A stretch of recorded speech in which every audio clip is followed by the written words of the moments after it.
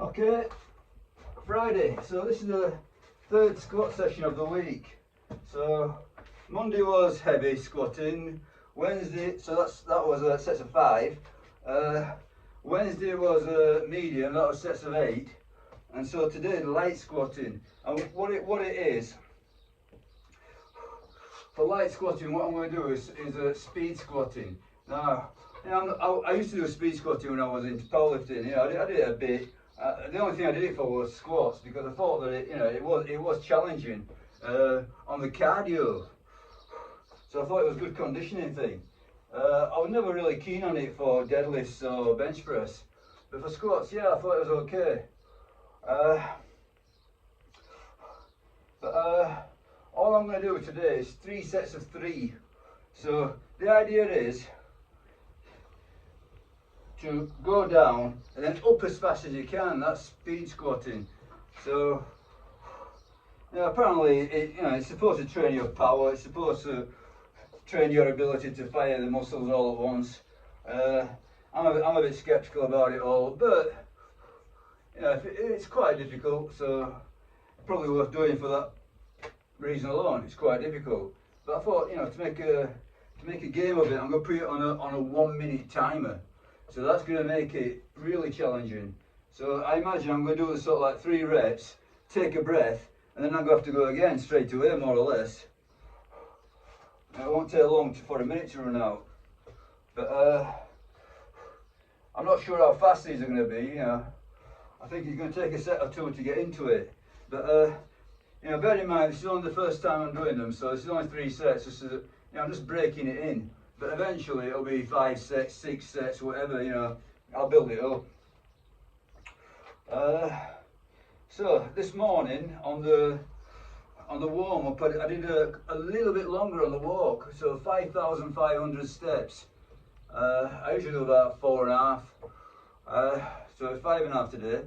And I also, so it wouldn't be so tedious and take a long time, I ran the downhills. So I say ran, jog the downhills. So no great effort involved jogging downhill. It's probably just evens it out.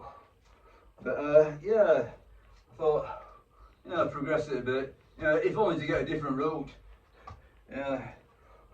Endlessly repeating the same thing gets tedious quick. So a different route, that's all. But oh, and yesterday was a pretty big day. So I've got all my goals, and one of my goals is 1 mile under 9 minutes. So I gave it a test yesterday. Oh Jesus, it was hard work.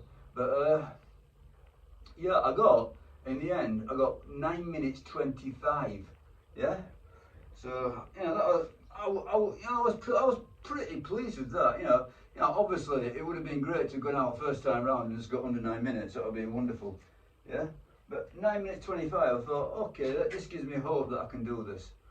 Okay. Pacing wasn't so great. As I say, first time I've done it, so I didn't really know what to do. I worked out that 9 minutes in a 9-minute mile is about a 5-minute 50-kilometer pace. So I got my little watch set up and set off running. Now I think I was hitting about, for the first 500 meters, I was hitting about 5:35, 5:40, and I'm thinking, okay, this is hard, but yeah, I can do this. Yeah, but quickly learned my lesson. There's no point in setting off like a Superman and then dying halfway. As it happened, I wasn't exactly dying halfway, but I couldn't keep up under 5:50. So after the initial sort of like third of a mile, then I was into sort of like just below 6-minute pace. But the whole thing, as I say, came out at 9 minutes 25, which is, it's not bad. It gives me hope that I'm going to do this pretty soon. I suppose it depends how everything else goes. It's all of the, every element has an impact on everything else. So we'll see how it goes. But I actually, I looked it up on AI, DeepSeek AI. asked what my numbers meant, and yeah, it said, you know, this is a great number for a 59-year-old essentially. So, you know, I'm not going to sing my own praises, you know, and I'm still not satisfied. I want to get under 9. But yeah, it was very, very, very positive about a 9-minute 25 mile at age 59. You know, it just basically, you know, heaped praise upon me. So, you know, I'll take it. Anyway, so let's get this done. So it's just 3 sets of 3. So, you know, as I say, I'm just touching it today, just getting into this three sessions of squats a week. So 3 sets of 3, and I'm going to try and do it on a 1-minute timer.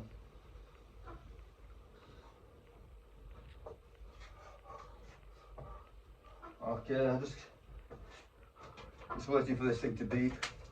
5, 4.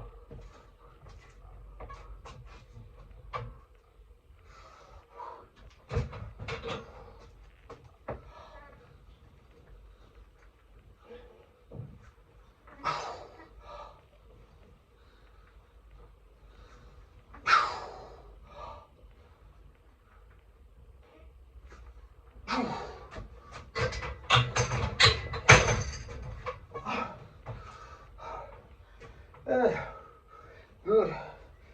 It feels really slow, and I think it's, you know, when you go really deep, it feels like there's not a lot of power there. So you're about halfway up before you can sort of like launch it. But doing my best. Hopefully the second set will be better.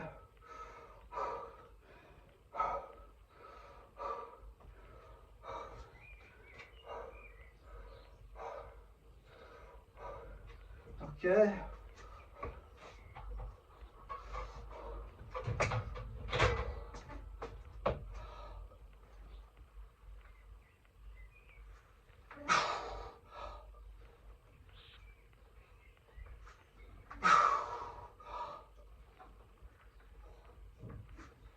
Oh. Just one more. It's not too hard. Obviously, launching it up, you can put some real oomph into it. So,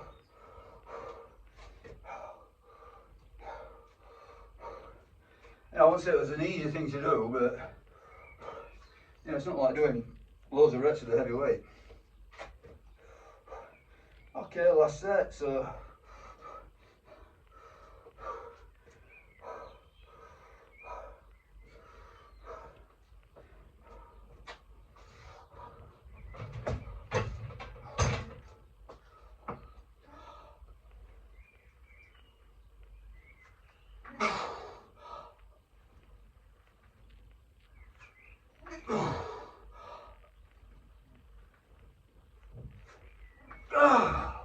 That's it.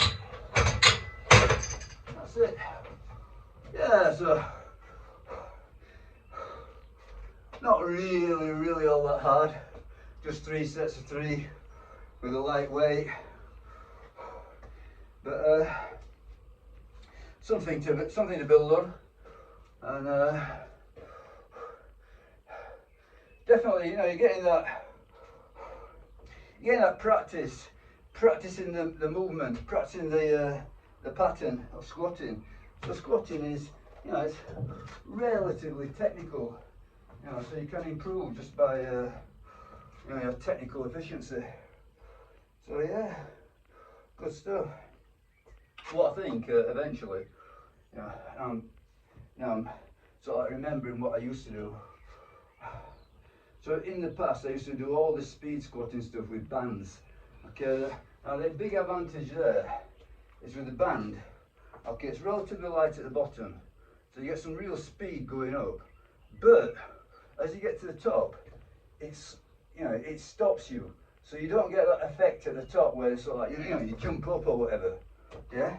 So you know, you got to keep piling the pressure through all the way through. So, you know, if you don't put a band on it, you know, what you tend to do is right at the end you slack off, because if you don't, you know, you'll launch, you'll leave the ground, which is not what I want to do. I don't want to jump up and down with this weight on my back. But for the time being, it's good as it is. But eventually, yeah, I'll think in terms of putting a band on there. Okay. Oh, I mean, you know, while I've got it running, you know, I'm gonna record the OHP that's coming up next. So, but while I've got it running, I remember. I've been thinking about my elbow a bit. You know, I've got this sore elbow, which is, you know, I've had it ages, and it's, you know, on and off, and it's such a, you know, low level irritation. It's not a killer or anything. But what I read a couple of days ago is that you know, if you do finger extensions, that might solve it. And so what I got, you know, initially I just got an ordinary elastic band, yeah,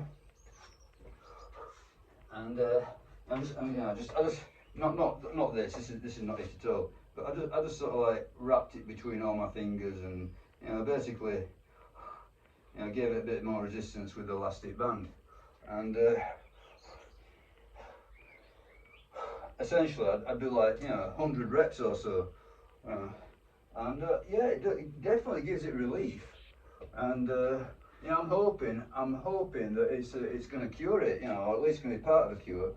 I've actually ordered something a bit more substantial, so it's like a thick elastic band with holes for your fingers, yeah. I mean, all these things look nerdy, geeky stuff, but you know, if it solves my problem, great. It's no great effort. Yeah, so I mean, this morning while I was walking, I was actually, you know, using the elastic band, and I was sort of like walking and, you know, giving it sets of 10.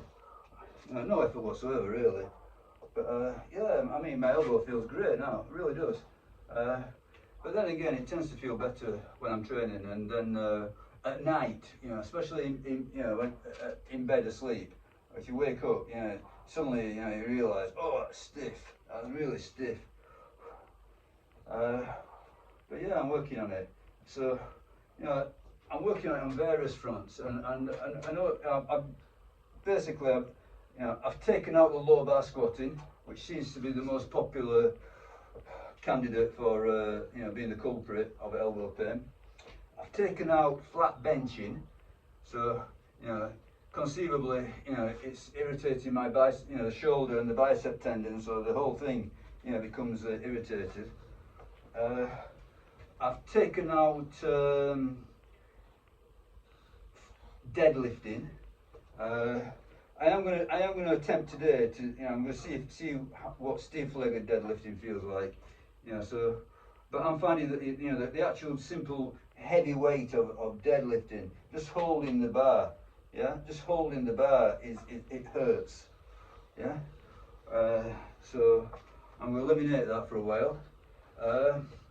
And you know, this one is giving me some real grief. I'm agonising over this one, but I'm thinking that, you know, I need to ditch the wide pull-ups for a while.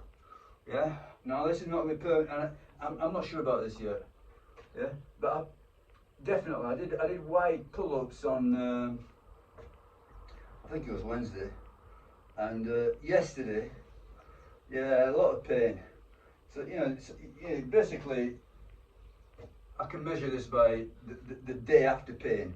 So if the day after pain is up, then there's something that's causing that, yeah. So I'm going to stick to the V handle for a while, but I'm not giving up on the wide grip pull-ups. I'm sure that this V handle stuff, you know, will contribute eventually to the wide grip pull-ups. Yeah, I don't think I'm missing out too much. You know, ideally I would like to do the wide grip, but I'm going to stick to the V handle for a while, simply because of the elbow. See if all that works, does anything. Take it from there. I've also started using one of those forearm rollers. I don't know if you know what I'm talking about. You know, it's like almost like a dumbbell with a string. Yeah, you just roll a weight up and down. Okay. So yeah, I'm having a real go at this elbow. you know, I just allowed it to linger around for ages, and really I should have been proactive from the beginning. Well, I have done certain things for it. For example, you know, this sort of thing.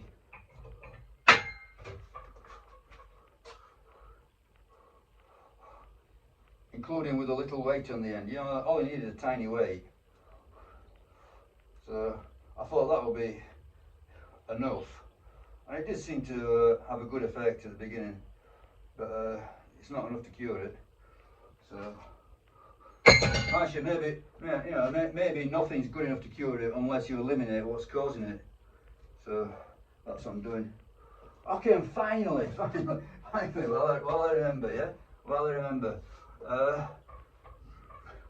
I read a piece by Dr. Peter Attia. You know, anyone who's interested in all this longevity stuff and training for an old age, probably knows about Dr. Peter Attia. And he gave this super important tip, and I think we all know about it before I even say it. But he's saying that before bedtime you need to be eating slow absorbing proteins.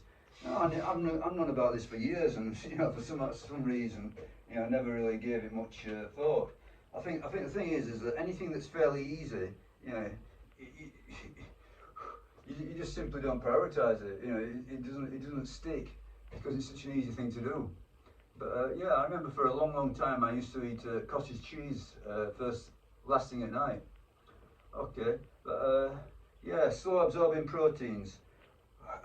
And it says, you know, when you're older, you know, you will actually start losing muscle during the overnight fast. Okay, so, you know, whatever, you know, maybe there are certain advantages to fasting, and maybe you can do it now and again, but, you know, if you do it every day,